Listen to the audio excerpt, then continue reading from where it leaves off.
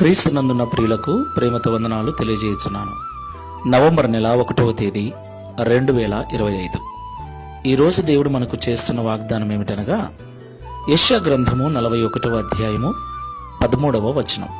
నీ దేవుడనైన యెహోవానగు నేను, భయపడకుము, నేను నీకు సహాయము చేసేదనని చెప్పుచు నీ కుడి చేతిని పట్టుకొనుచున్నాను.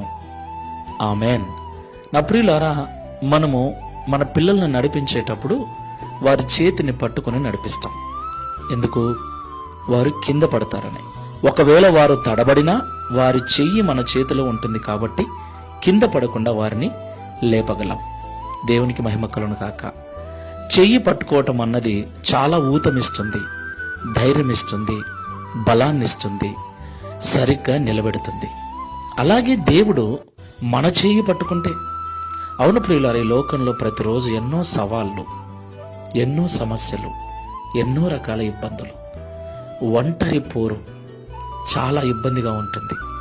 అదే ఒకరు మన చెయ్యి పట్టుకొని మనల్ని నడిపించేవారుంటే, బలపరిచేవారుంటే దేవునికి మహిమ కలుగును గాక.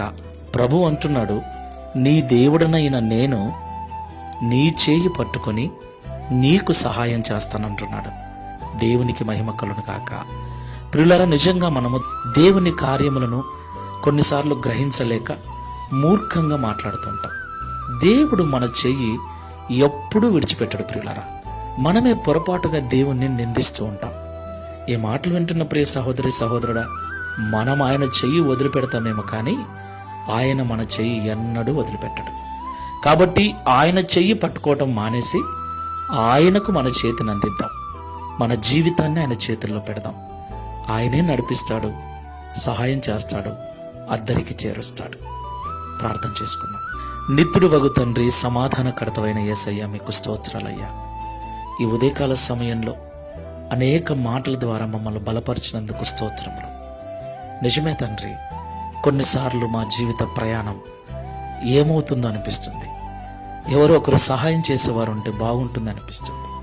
అయితే మనుషుల సహాయము వ్యర్థమైనదని నీ వాక్యం సెలవిస్తుంది.